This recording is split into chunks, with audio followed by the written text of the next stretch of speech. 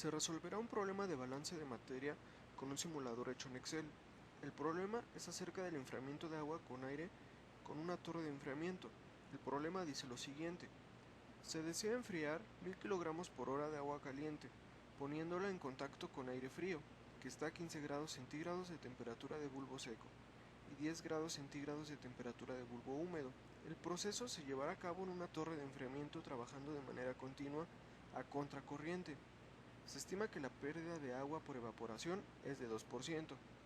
Determina el flujo volumétrico del ventilador si éste se instala a la salida del aire de la torre y si el aire sale saturado a 30 grados centígrados. El proceso se efectúa a una atmósfera de presión. Analizando el texto, podemos plantear que en la corriente 1 entra agua y al salir por la corriente 3 pierde el 2%, saliendo así solamente 980 kg por hora de agua. Ya, en la corriente 2 entra aire, saliendo aire con el 100% de humedad por la corriente número 4. Con estos datos plantearemos nuestro balance general. El balance general muestra que se cuentan con dos corrientes de aire. Estas corrientes gaseosas son igual al flujo másico de aire seco más el producto del flujo másico de aire seco por su respectiva humedad.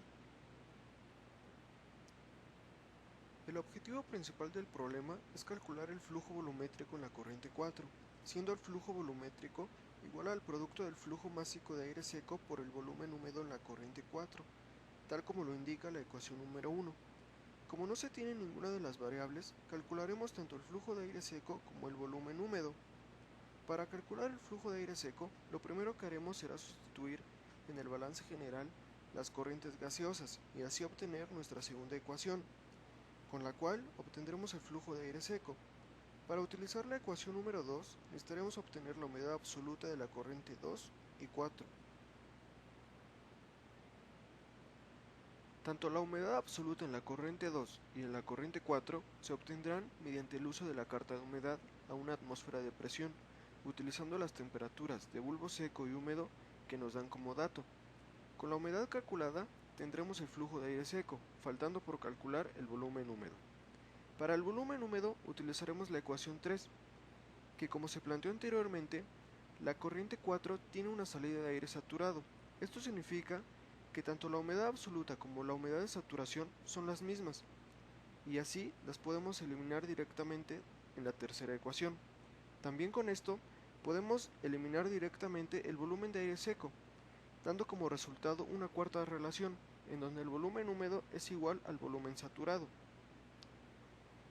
Y el volumen saturado entonces lo calcularemos también de igual forma con la carta de humedad a una atmósfera de presión.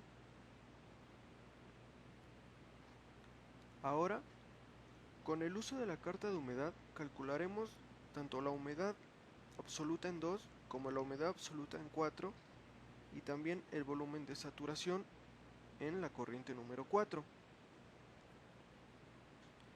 Con la carta de humedad, lo primero que haremos será calcular la humedad absoluta en 2. El problema nos da como dato la temperatura de bulbo seco a 15 grados centígrados. Bien, pues a los 15 grados centígrados de la carta de humedad trazaremos una línea vertical hasta topar con el 100% de humedad relativa. También tenemos como dato la temperatura de bulbo húmedo, la cual trazaremos de igual forma como se hizo con la temperatura de bulbo seco. Y de ahí trazaremos una línea diabáticamente hasta tocar con la temperatura de bulbo seco. En esta intersección formada, trazaremos una línea horizontal hasta obtener nuestra humedad absoluta en la corriente 2, dando aproximadamente un valor de 0.005. Con la humedad absoluta en 2, calcularemos la humedad absoluta en la corriente 4. Para esto, tenemos como dato una temperatura de 30 grados centígrados de aire saturado. Trazaremos una línea vertical hasta topar al 100% de humedad relativa en los 30 grados centígrados. Como es aire saturado, de aquí podemos encontrar la humedad absoluta en 4, trazando una línea horizontal, hasta encontrar la humedad absoluta, dando como resultado aproximado 0.0275. Ahora, lo único que nos falta por calcular en la carta de humedad es el volumen saturado. Para esto, volvemos a la línea horizontal que trazamos a los 30 grados centígrados y la extendemos hasta tocar con la curva de volumen saturado, y de ahí la extenderemos horizontalmente hasta obtener como valor aproximado 0.88 metros cúbicos por kilogramo de volumen saturado. Y con lo que se comentó antes, este volumen es igual al volumen húmedo. Bien, ahora que ya se tienen los tres parámetros buscados en la carta de humedad, procederemos a hacer el cálculo del flujo de aire seco y del flujo volumétrico en la hoja de cálculo Excel. Ya en la hoja de cálculo en Excel, procederemos a calcular el flujo de aire seco, de acuerdo a la ecuación número 2. Bien, la ecuación número 2 nos dice que el flujo de aire seco es igual al cociente de la corriente 3 menos la corriente 1.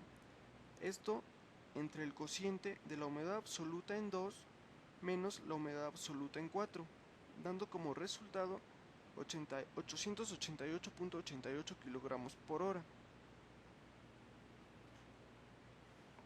Una vez que tenemos el flujo de aire seco y el volumen húmedo, podemos ya por fin calcular el flujo volumétrico en 4 con la ecuación número 1, la cual dice que el flujo volumétrico en 4 es igual a la masa de aire seco por el volumen húmedo, dándonos como resultado 782.22 metros cúbicos por hora para el flujo volumétrico en la corriente número 4. Con esto hemos terminado el problema. Lo único que faltaría sería comprobar que el balance esté correctamente hecho. Para esto, primero calcularemos los flujos en las corrientes 2 y 4, con los balances para las corrientes gaseosas. Estos balances dicen que, por ejemplo, que para el flujo 2, este es igual a la corriente de aire seco más la corriente de aire seco por su respectiva humedad, en este caso 0.005. Lo mismo sería para el flujo 4, en donde el flujo 4 es igual al flujo de aire seco más el flujo de aire seco por su respectiva humedad, en este caso 0.0275. Con los cuatro flujos calculados, comprobaremos el balance sustituyendo los flujos en el balance general. Para esto el balance general dice que el flujo 1 más el flujo 2 debe ser igual al flujo 3 más el flujo 4. Como se ve, el balance se cumple. Esto quiere decir que el balance estuvo correctamente hecho.